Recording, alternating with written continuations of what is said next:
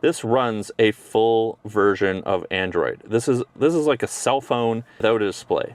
There's even a spot on here for a SIM card if you want to connect it to a wireless network, or you can put a SD card in here and store whatever you want, photos, videos. It's got a USB cable, and you just plug it into one of your USB ports, fire it in here, and that's it. That's the whole install. So now when you fire up your Jeep or your vehicle, the OneCarStereo is going to show up as a CarPlay device. And this is what's on the screen. This is not actually my cell phone. This is the AI box itself. It has its entire operating system available to you. So you have some Google Maps. You can pair this now to your phone. So the first main thing that I want is wireless Android Auto. So if you click on this, it's going to launch wireless Android Auto, and it's going to connect to your phone. Once you've set all this up, and no cables, there's no cables connected to my phone, but we've got wireless Android Auto, and it's, it's very, very responsive. Okay, so what else can this do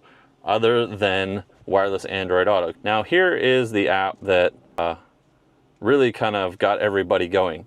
This is the S-Pod app. Now this is not running on my phone. This has nothing to do with my phone at all. I could get rid of my phone completely. This is always running, always working in the Jeep. Now I can control my lights through my S-Pod. So these are my pillar lights. I can turn them on and off. These are my marker lights, but these come on when the Jeep is running automatically, so I don't worry about those. But anything else I wanted to do, if I wanted to connect to any scene lights or anything like that, we've got this on the screen. Like, how awesome is that? Super seamless and very responsive. But that's super cool. And we can even swap through pages if we had multiple pages of switches or another S-Pod. I don't have to have anything on my dash other than, well, I like to have my phone up there, but I don't have to have any switch controls anywhere. I don't have anything up here. My S-Pod is actually here in my center console, but I like my dash super clean. Now I have all access to all my switches on my factory Uconnect. So that was a huge bonus that I was not expecting. That was super cool. So then that got me thinking, well, what else can we do? So you just tap anywhere and you get this little menu screen up here, and then you can go back to the home screen. You can launch these are your recent apps, but you can install anything on here. Thought, well, what about, so we can connect to my EcoFlows. And if we want, there's my alternator charger, my Delta 2. We can come in here. I can see just how much battery is remaining. I can check the status of charging or anything like that. If we've got the alternator charger running, which it's not going to be right now because the Jeep's off, we could sit here, we could have this screen right here, and it would show us all the information. We could toggle between the different modes that the alternator charger has. So that's super cool. What else can it do? Well, now I don't advise doing this while you're driving, but you can load up YouTube. So here you go. If you wanted to watch some YouTube while you're waiting for something, you can hit play on the video, turn this down. If you haven't watched this video, I highly recommend it because the Demonator is awesome. And we can even full screen that. So there we go. We can watch us on YouTube. So what else can we do?